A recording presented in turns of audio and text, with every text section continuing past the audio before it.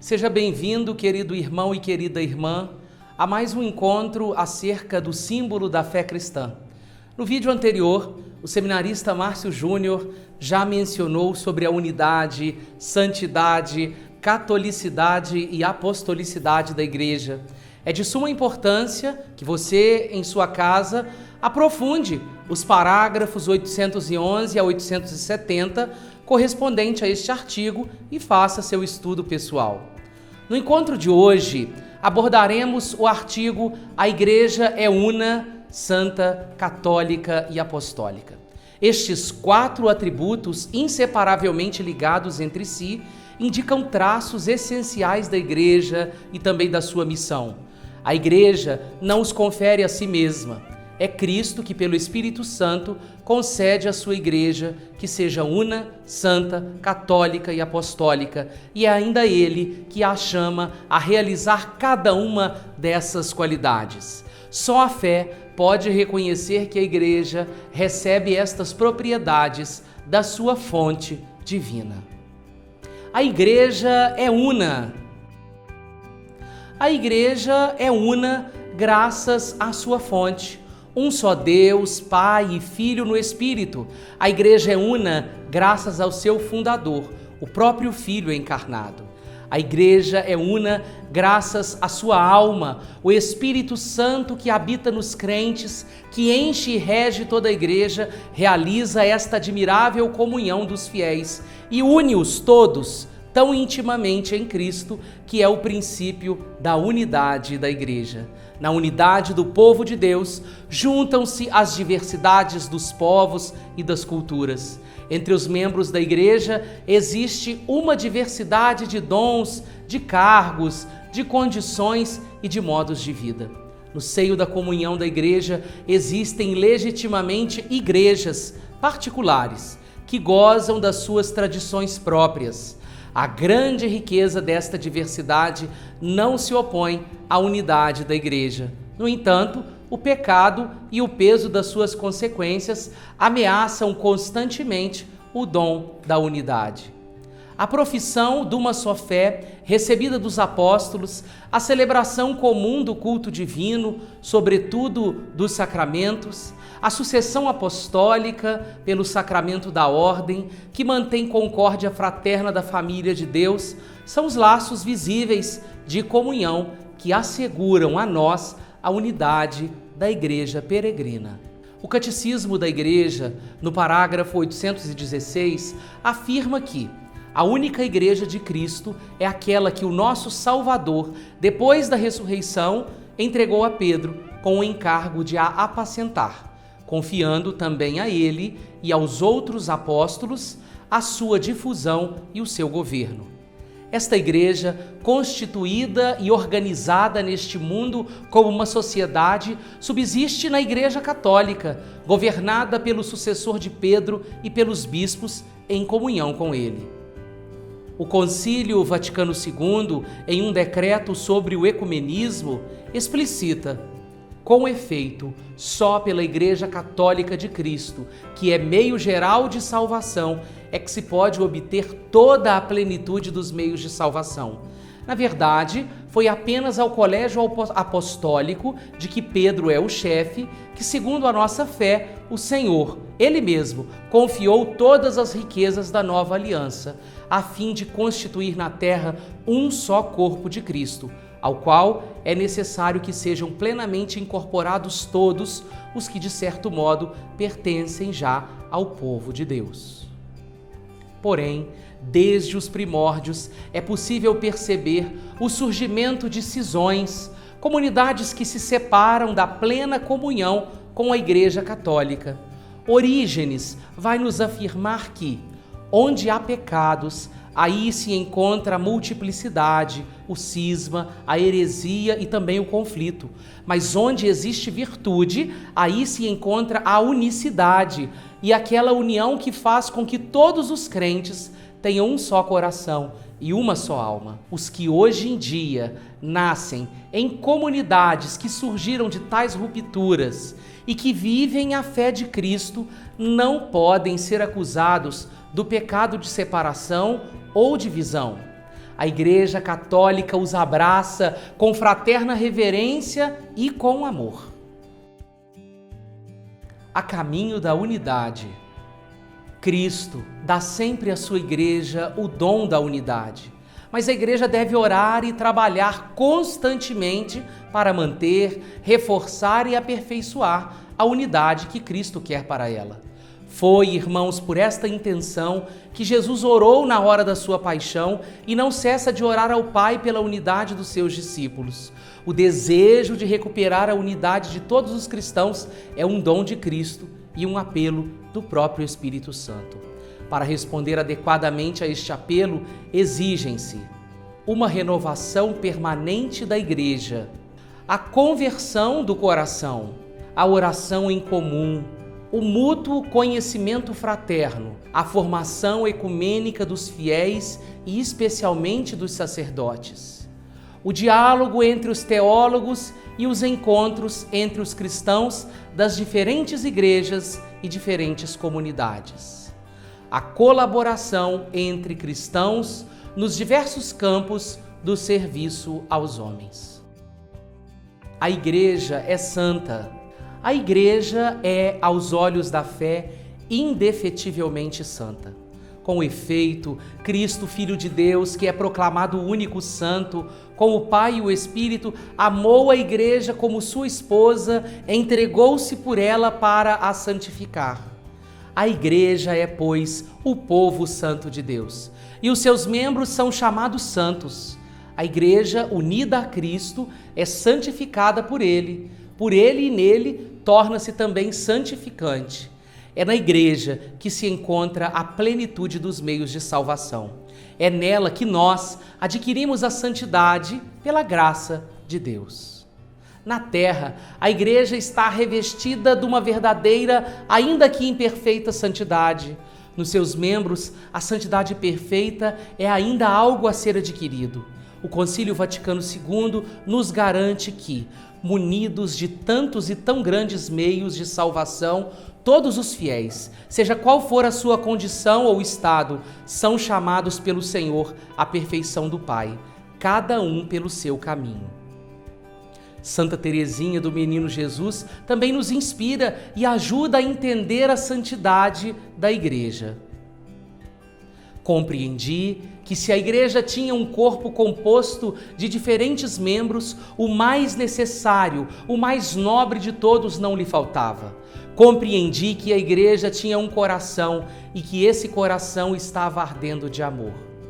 Compreendi que só o amor fazia agir os membros da Igreja, que se o amor se apagasse, os apóstolos já não anunciariam o Evangelho. Os mártires recusar-se-iam a derramar o seu sangue. Compreendi que o amor encerra todas as vocações, que o amor é tudo, que abarca todos os tempos e lugares, numa palavra, que ele é eterno. Na pessoa da Santíssima Virgem, a Igreja alcançou já aquela perfeição sem mancha nem ruga que lhe é própria, mas os fiéis de Cristo têm ainda de trabalhar para crescer em santidade, vencendo o pecado. Por isso, levanta os olhos para Maria. Nela, a Igreja já é toda santa. A Igreja é católica. A palavra católico significa universal, no sentido de segundo a totalidade ou segundo a integridade. A Igreja é católica num duplo sentido. É católica porque nela Cristo está presente. Onde está Jesus Cristo, aí está a Igreja Católica, nos afirma Santo Inácio de Antioquia. Nela subsiste a plenitude do corpo de Cristo, unido à sua cabeça, o que implica que ela receba dele a plenitude dos meios de salvação, que ele quis. confissão de fé reta e completa, vida sacramental integral, ministério ordenado na sucessão apostólica. Neste sentido fundamental, a Igreja era católica no dia de Pentecostes e sê-lo-á sempre, até o dia da parousia. É católica porque Cristo a enviou em missão à universalidade do gênero humano. Todos os homens são chamados a fazer parte do povo de Deus. Por isso, permanecendo uno e único, este povo está destinado a estender-se a todo o mundo e por todos os séculos, para se cumprir o desígnio da vontade de Deus, que no princípio criou a natureza humana na unidade e decidiu, enfim, reunir na unidade os seus filhos dispersos. Este caráter de universalidade que adorna o povo de Deus é dom do próprio Senhor. Graças a tal dom, a Igreja Católica tende a recapitular eficaz e perpetuamente a humanidade inteira, com todos os bens que ela contém, sobre Cristo cabeça, na unidade do seu Espírito. A Igreja é apostólica.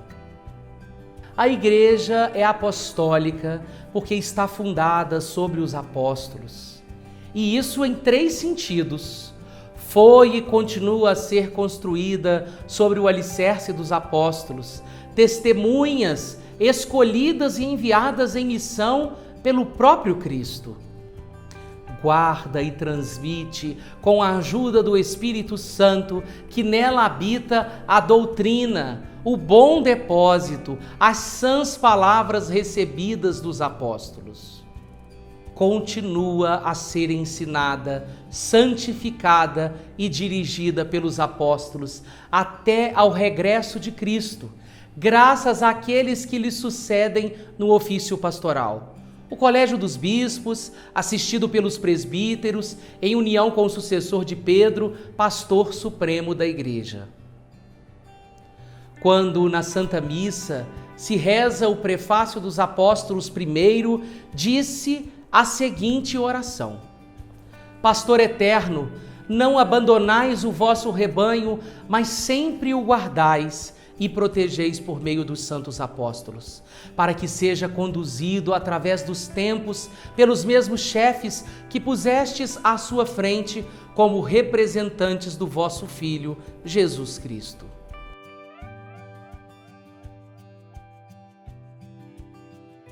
Jesus é o enviado do Pai. Desde o início de seu ministério, chamou os que ele quis, e foram a ele. Ele constituiu então 12 para que ficassem com ele e para que os enviasse a anunciar a boa nova. A partir de então, irmãos e irmãs, eles serão os seus enviados. Neles, Jesus continua a sua própria missão. Como o Pai me enviou, também eu vos envio. O seu ministério é, pois, a continuação da própria missão de Jesus. Quem vos recebe, a mim recebe, disse ele aos 12. A missão divina, confiada por Jesus aos apóstolos, é destinada a durar até o fim dos séculos, uma vez que o evangelho que devem transmitir é para a Igreja princípio de toda a sua vida em todos os tempos. Por isso é que os apóstolos tiveram o cuidado de instituir sucessores. Os bispos, sucessores dos apóstolos. Para que a missão que lhes fora confiada pudesse ser continuada depois da sua morte, os apóstolos, como que por testamento, confiaram a seus cooperadores imediatos o munus de completar e confirmar a obra iniciada por eles, recomendando-lhes que atendessem a todo o rebanho, no qual o Espírito Santo os instruíra para apacentar a Igreja de Deus. Assim, instituíram homens nestas condições e tudo dispuseram para que após a sua morte, outros homens provados tomassem conta do seu ministério. Do mesmo modo que o encargo confiado pelo Senhor, singularmente a Pedro, primeiro dos apóstolos, e destinado a ser transmitido aos seus sucessores, é um munus permanente, assim também é permanente o munus confiado aos apóstolos de serem pastores da igreja. Munus cuja perenidade a ordem sagrada dos bispos deve garantir. Por isso, a igreja ensina que, em virtude da sua instituição divina, os bispos sucedem aos apóstolos como pastores da igreja, de modo que quem os ouve, ouve a Cristo, e quem os despreza, despreza a Cristo e aquele que enviou Cristo. O apostolado. Toda a igreja é apostólica, na medida em que, através dos sucessores de Pedro e dos apóstolos, permanece em comunhão de fé e de vida com a sua origem. Toda a igreja é apostólica na medida em que é enviada a todo o mundo. O Catecismo da Igreja, no parágrafo 864, afirma que, sendo Cristo enviado do Pai, a fonte e a origem de todo o apostolado da Igreja, é evidente que a fecundidade do apostolado, tanto dos ministros ordenados como dos leigos, depende da sua união vital com Cristo, segundo as vocações, as exigências dos tempos e os vários dons do Espírito Santo. O apostolado toma as formas mais diversas, que é sempre a caridade, aurida principalmente na Eucaristia, que é como a alma de todo o apostolado. A igreja é una, santa, católica e apostólica na sua identidade profunda e última, porque é nela que existe desde já e será consumado no fim dos tempos o reino dos céus, o reino de Deus, que veio até nós na pessoa de Cristo e que cresce misteriosamente no coração dos que nele estão incorporados, até a sua plena manifestação escatológica. Então, todos os homens por ele resgatados e nele tornados santos e imaculados na presença de Deus, no amor, serão reunidos como que o único povo de Deus, a esposa do Cordeiro, a cidade santa descida do céu, de junto de Deus, trazendo em si a glória do mesmo Deus. E a muralha da cidade tinha 12 alicerces, sobre eles estavam os nomes dos 12 apóstolos do Cordeiro.